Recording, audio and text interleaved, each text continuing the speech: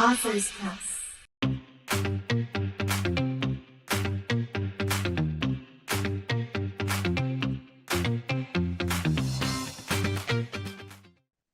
Hello, everyone. My name is Gab Megan, and I'm from Authors Press. Today is April 17th, 2024. Welcome to another fantastic virtual interview where I am gathered here today with Mark Shipley, the author of Blind Lock. Hi, Mr. Mark. Hello. Can you tell us about yourself and what inspired you to write Blind Lock? So I've been legally blind since I was 22. Been a type 1 diabetic since I was 5. I'm 57 years old now. And what inspired me to write the book was after I went blind, I took on a family of 5. Well, before I went blind, but after I went blind, I had to find ways to support the family. And so I took on any job that I could find, and it didn't matter the challenge. Most of them were in a sighted world. And I, of course, was unsighted. So I had to learn how to get around those obstacles.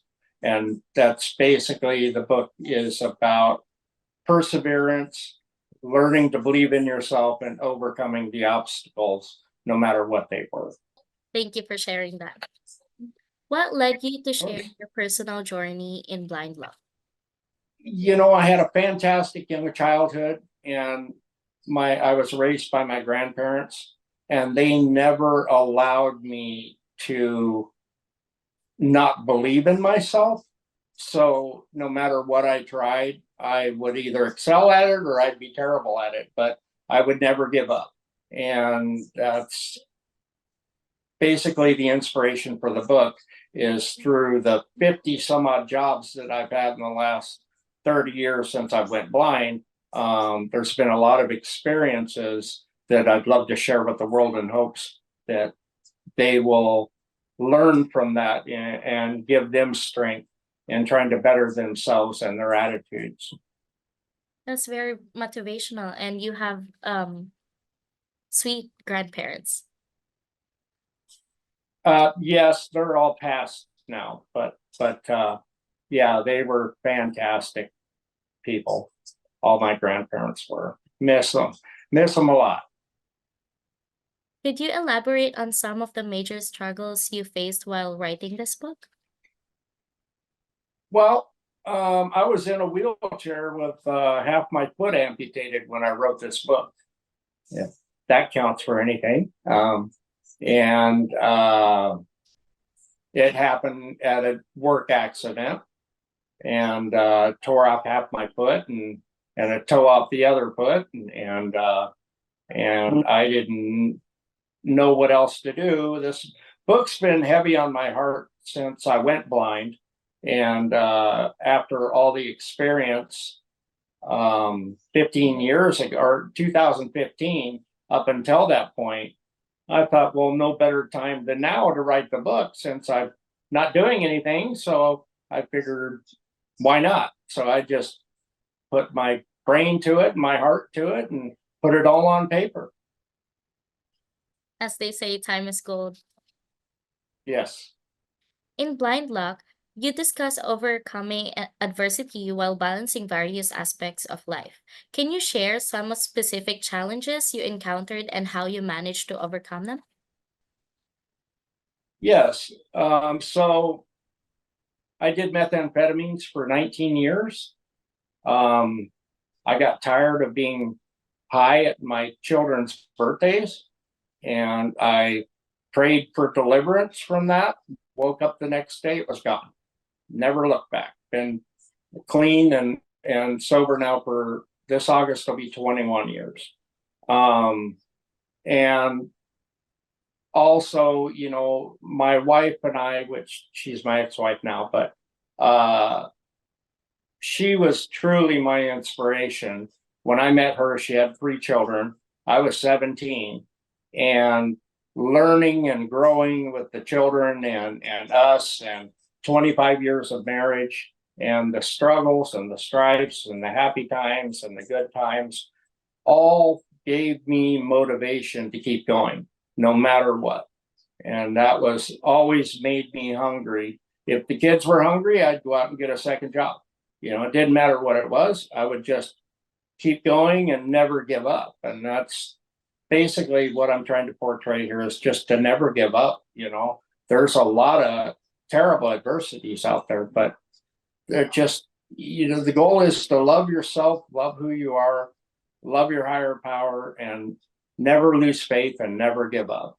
Keep struggling, keep striving, and it'll all pay off eventually. Your book covers a wide range of topics, from dealing with disabilities to battling addiction. How did you approach the process of incorporating these complex themes into your narrative? It just came natural for me. I did a lot of writing in college in my younger years, and I don't know.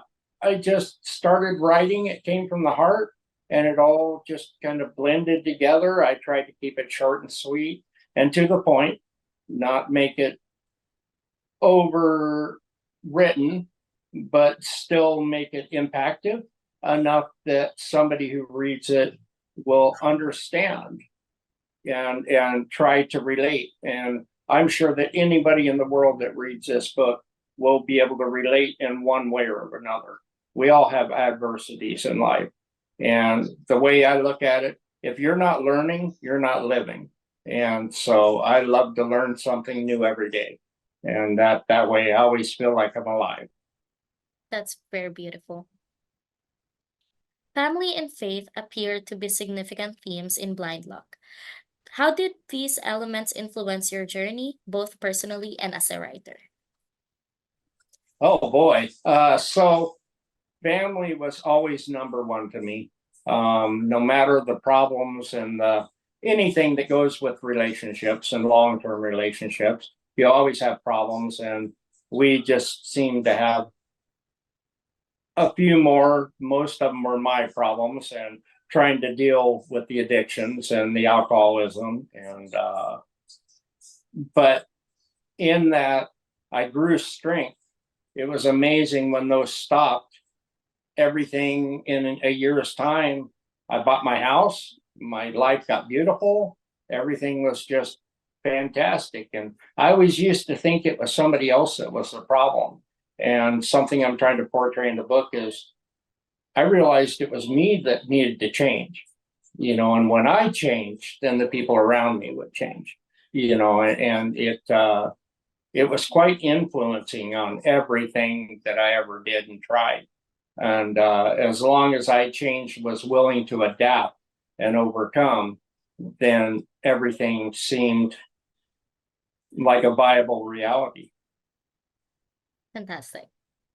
Throughout your book, you discuss the importance of support systems. Can you tell us about some key individuals who played a role in shaping your experiences and ultimately your story? My grandparents, on both sides. Um, I was raised by Mr. and Mrs. Shipley and Mr. and Mrs. Rhineflesh. Those were my birth grandparents on each side. I'm German and Indian, and it just, you know, throughout my life, my grandparents always were trying to teach me new things, never letting me give up, and that, of course, was the cornerstone of the rest of my life. No matter what it was, if I was new to it, I would hit it head on because I had no fear. And that's just how I was brought up, was don't be afraid, even though it's something new, don't be afraid to try it. You might like it, you might not. Either way, if you're supporting your family and you have support, you will find the strength to make it work. Thank you for that. Of Blind course. Luck is described as a blend of laughter, tears, trials, and errors. Can you share a particularly memorable moment from your journey that encapsulates the essence of your book? Yes. Um, so when my wife and I first got together and we were raising the children, it was new to me. even though I was raised by a wonderful family, um, every time something would happen, it would always catch us off guard. And, the struggles and the trials and the tribulations, all are building stones in our life. And it just did nothing but encourage me to want to learn more and want to do more and teach my children more, about every time I would come home from working a new job or something crazy, I would share with them what happened. So that way they would be able to live that with me as we all grew together. And now I have three wonderful children. And it just, I have 9 grandchildren and 11 great grandchildren. I mean, I have a wonderful family, and I miss them right now, but I'll be home soon. So yeah, I just trying to encourage other people. The real goal for this book was never about me. It was about trying to encourage other people to be better to themselves and to believe in themselves and try to become a better person. And just by my experiences, explain to them, look, it's possible. You can always be a better person. You can always strive to motivate your life forward. And no matter what the circumstances, you can find a way if you're hungry enough. And that's kind of the basis of the book. Very beautiful. As a visually impaired author, how did you navigate the challenges of writing a book that offers readers a unique perspective of life? Well, when I originally had it published, I didn't correct anything.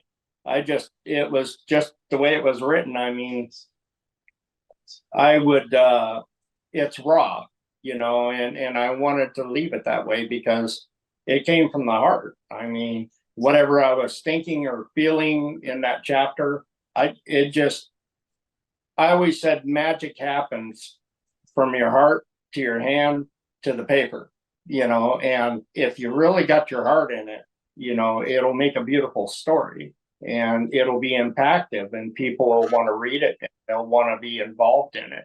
And that was the whole goal of the book, was to just, I don't know, it was easy for me. I mean, I sat down, started writing. I think it took me 2 weeks. I wrote that book. Yeah. So it's kind of crazy, but a lot of people spend years writing books, not me. I just, it just comes out. So I don't know. It was natural for me. But any new writer, I would say, give it a try. Don't give up. If you make mistakes, it's okay. We're human. We're born making mistakes. So it should come natural. And don't just stay strong, stay positive, never give up, and try it. Give it a try. Go out to the publishing companies and see if they're interested. I would encourage any new writers to please try it, no matter what the genre. Just if it keeps eating at you and it's something you got to do, grab some paper and grab a pen or a pencil and or a typewriter and just go at it and give it a try. Very inspiring. What message or insight do you hope readers will take away from Blind Luck after reading your story? Well, they'll probably be, I'm hoping they'll all be inspired. That was the original goal of the book, was sharing my hardships and my good times and all the hard things in life and the wonderful things in life and getting through the adversities, is to show that it's possible. It's possible for anybody if you put your mind to it and your heart to it. And, if you want to change, we all are capable of change. It's just a matter of you wanting to do it and believing in your higher power and making a change. Waking up every day is a new day. That means every day you have a new chance to do something different for somebody else. So that's what I'm trying to do. because I'm trying to do something different for the world, and give them a perspective from somebody who doesn't have good eyesight, and let them know that, look, just because it's hard doesn't mean you can't do it, so yeah. Those are very important remarks. Thank you for sharing that. Where Of can course. we purchase your book? Amazon, Barnes and Noble, markshipleyauthor.com is where my website is, and I believe you can purchase those. I'm not sure if it's available on ebook, but it should be. It's I'd love to have it on book on tape too, but I haven't discussed that yet. So as far as I know, Amazon, Barnes and Noble, and markshipleyauthor.com. Thank you. So you Of have an course. option to answer this question or not. We just need to ask this for us to be able to serve our authors in the future. How was your experience working with Authors Press? Oh, you guys are phenomenal. I mean, absolutely phenomenal. I have nothing negative to say. You guys have backed me up 100% on this, and I'm so pleased with the company and so happy that I decided to go through you guys. It's literally been phenomenal, and I would encourage anybody else who has a chance to go through your company. Thank you so much for that. Of course. That's all the questions I have for you today. Thank you so much for meeting with me today and discussing your book. It's been very Okay. pleasant speaking with you. If you have any questions or concerns, please feel free to reach out to Authors Press either via email or phone number, and we will get back to you as soon as we can. Thank you so very much for your time, and I hope you have a wonderful day. Thank you. God bless you. This has been Mark Shipley and Gab Megan. Thanks for tuning in. Thank you. Have a great day. Bye-bye.